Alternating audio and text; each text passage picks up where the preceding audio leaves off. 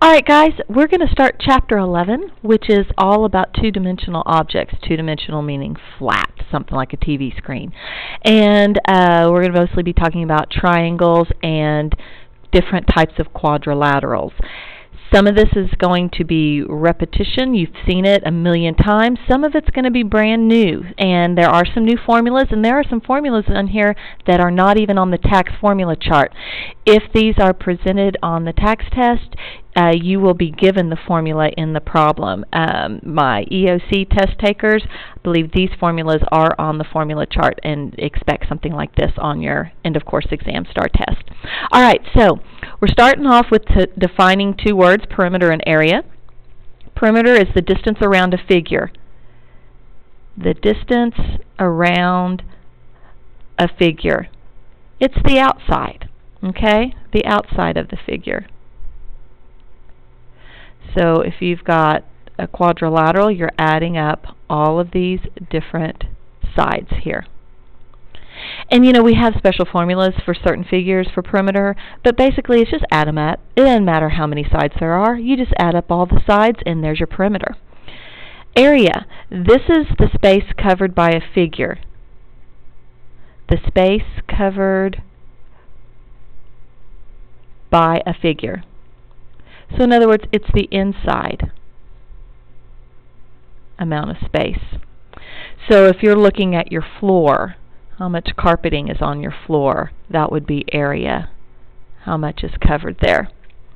Okay, so let's look at area of a square and a rectangle first. Well, our formula for area of a square, it's written differently, but it's basically the same thing as a rectangle. You're going to multiply your two sides, but since our sides are all the same in a square, we call it the side squared, because these numbers are going to be the same number and you're multiplying them twice.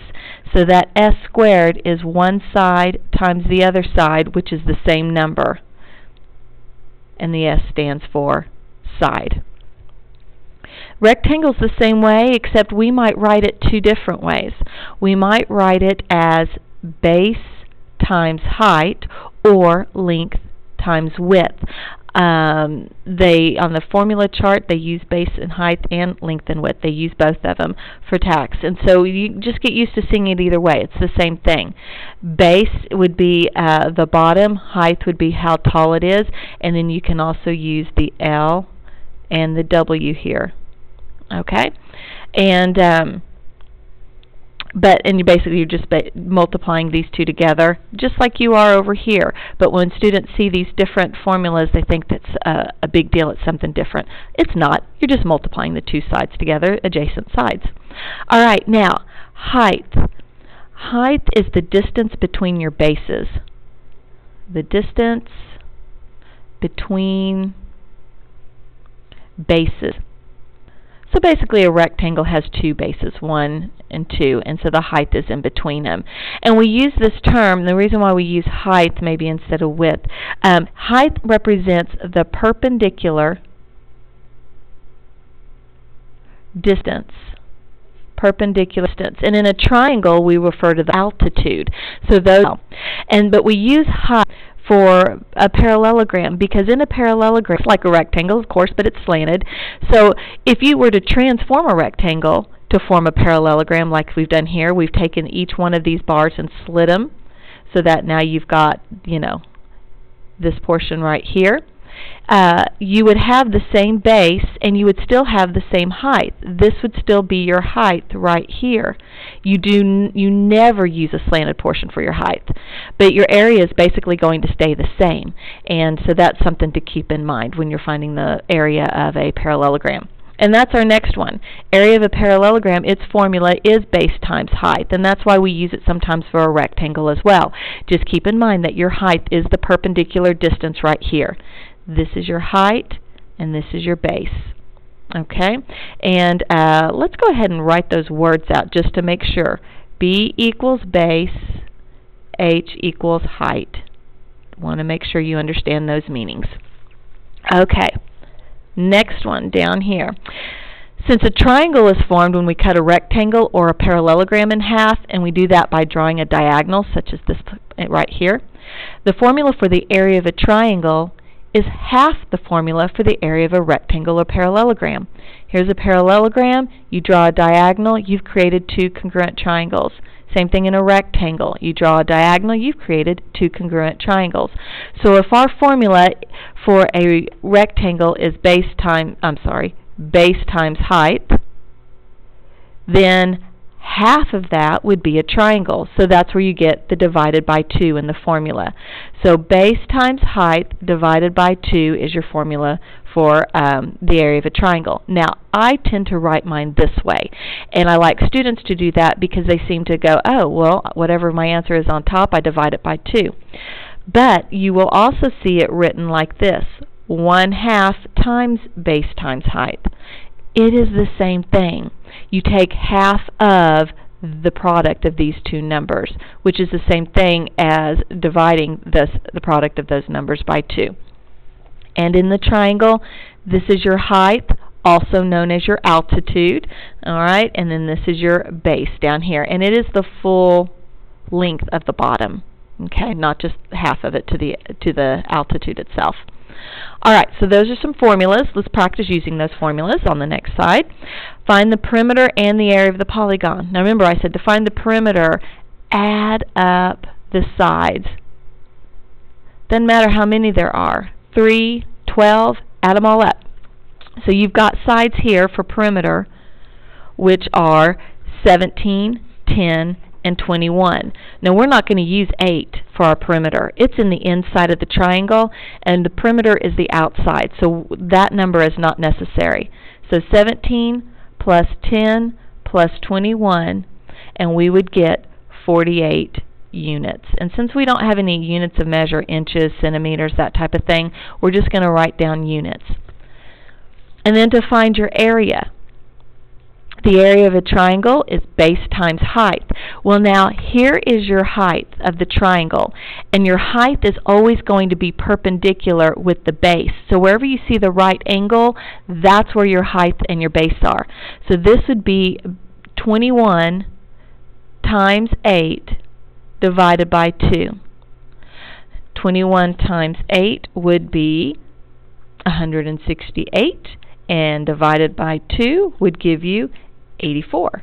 So we have 84 units, could be inches, centimeters, miles, squared. Always be sure you label your measurements with squared when you're finding area, because we're talking about how many little square units we would use to fill up that space.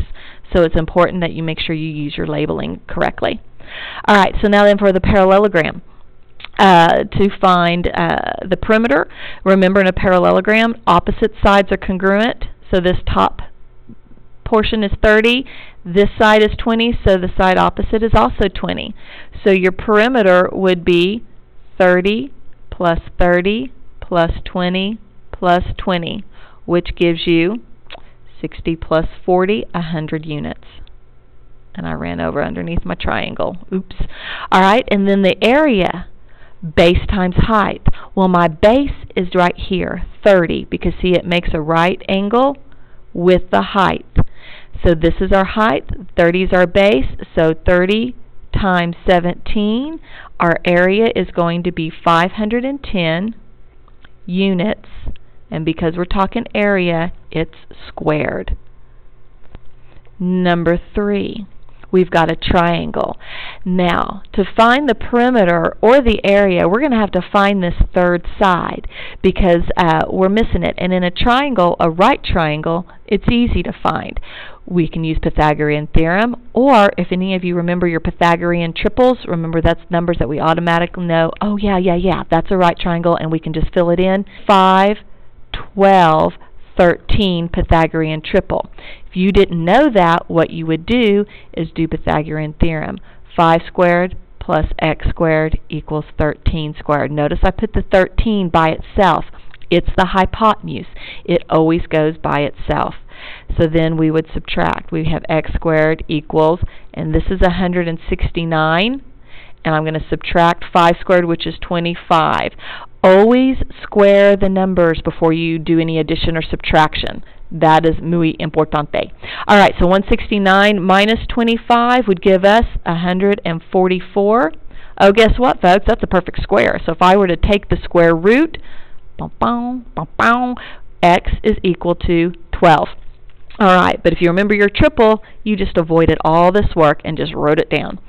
So now then our perimeter is 5 plus 12 plus 13, which is 30 units.